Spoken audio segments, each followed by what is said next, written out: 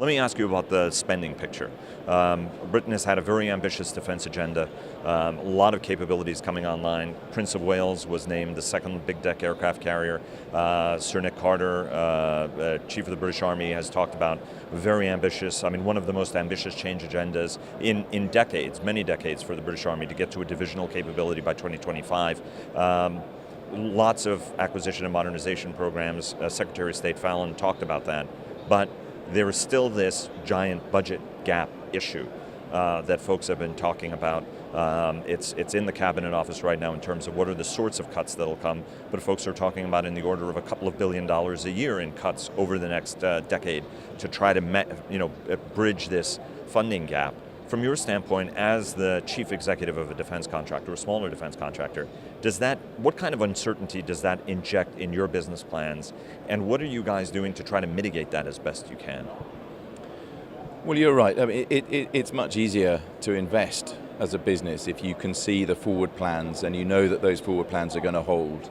As soon as you get wind of the fact that forward plans are threatened, it does make your investment decisions much, much tougher. So there's no question that whilst uncertainty remains around the budget, there will be uncertainty around investment decisions. And let's face it, there's quite a lot of uncertainty just around with Brexit already.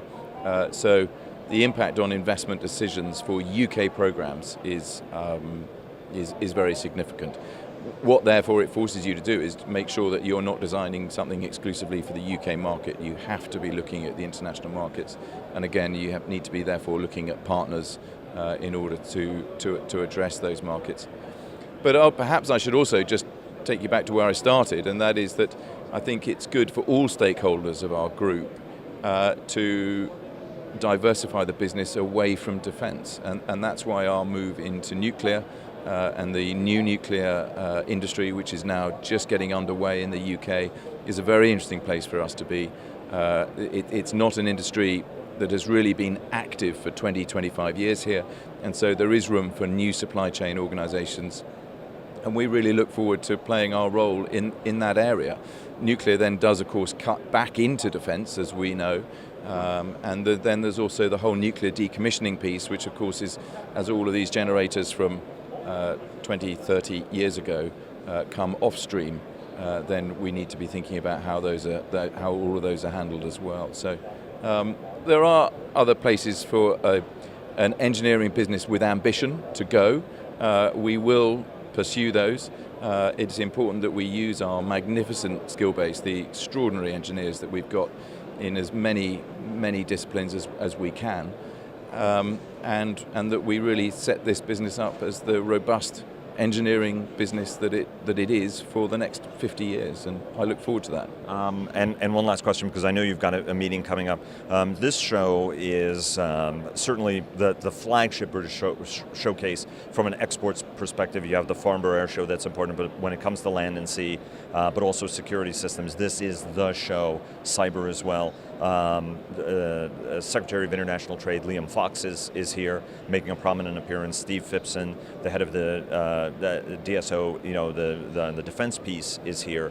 You mentioned that you feel that the land systems side does not get that support. Do you feel the British government is giving the kind of support that folks like you expect? And what can they do better on the land system side from your perspective if you feel like you haven't gotten that level of support in the past?